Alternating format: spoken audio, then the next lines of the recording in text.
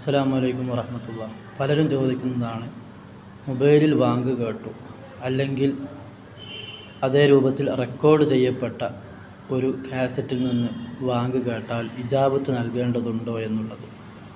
ഇതിന് മഹാന്മാർ പറയുന്നത്, റെക്കോർഡ് ചെയ്യപ്പെട്ട ഒരു വിഷയം കേൾക്കുന്നതിന് പ്രത്യേകിച്ച് ഇജാബത്ത് നൽകേണ്ടതില്ല എന്നുള്ളതാണ്. അതുകൊണ്ട് തന്നെ നമ്മൾ ഡയറക്റ്റായിട്ട് കേൾക്കുകയാണെങ്കിൽ മാത്രം ഇജാബത്ത് ചെയ്താൽ മതി. ഇനിയിപ്പോൾ റെക്കോർഡ് ചെയ്തതിൽ നിന്ന് ഒരാൾ ഇജാബത്ത് ചെയ്യുകയാണെങ്കിൽ തെറ്റൊന്നുമില്ല എന്നതാണ് ഇതുകൊണ്ട് നമ്മൾ അർത്ഥമാക്കുന്നത്. റെക്കോർഡ് ചെയ്യുന്നതിന് നേരിട്ട് ചെയ്യുന്നതിൻ്റെ വിധിയല്ല എന്ന് നാം മനസ്സിലാക്കേണ്ടതാണ്. പക്ഷേ നമ്മുടെ പള്ളിയിലൊക്കെ ഉള്ള മൈക്ക് എന്നുള്ളത് അത് റെക്കോർഡല്ല, നേരിട്ട് ആ പറയുന്ന ആളെ ശബ്ദമാണ് നമ്മൾ കേൾക്കുന്നത്. അതുകൊണ്ട് ആ മൈക്കിലൂടെ കേട്ടാൽ നമ്മൾ ഇജാബത്ത് നൽകേണ്ടതാണ്. കൂടുതലായി പഠിക്കാൻ അല്ലാഹു തൗഫീഖ് നൽകട്ടെ. ആമീൻ.